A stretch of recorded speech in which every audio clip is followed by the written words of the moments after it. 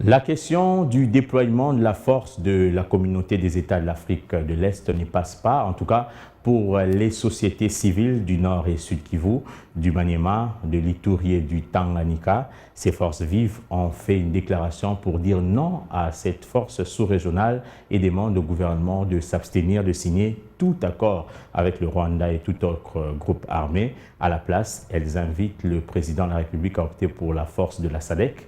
Je vous propose de suivre l'extrait de cette déclaration lue par John Banyene. Il est président de la société civile du Nord Kivu. Un extrait choisi pour nous, pour vous, par Patrick Sialou.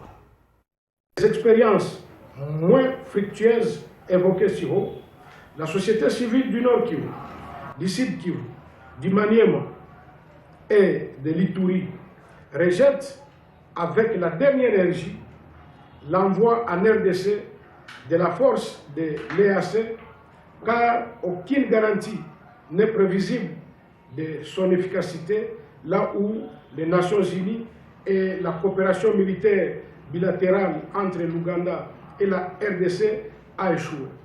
De faire plutôt appel à d'autres forces comme celle de la SADC qu'à celle de l'EAC.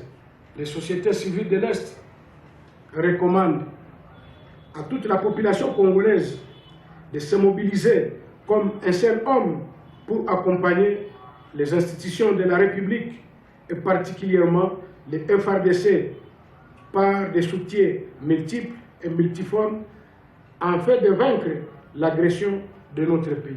Au gouvernement de la République de s'abstenir de signer des accords avec le Rwanda et tout autre groupe armé.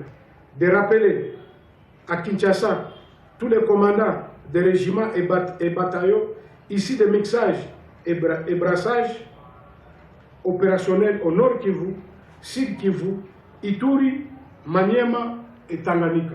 Nous recommandons aussi d'exiger la formation militaire de 3 mois à tous les diplômés des humanités sans distinction aucune et 3 mois après le cycle de graduat. Nous recommandons aussi la restructuration de la chaîne de commandement opérationnelle de FRDC pour unicité de commandement.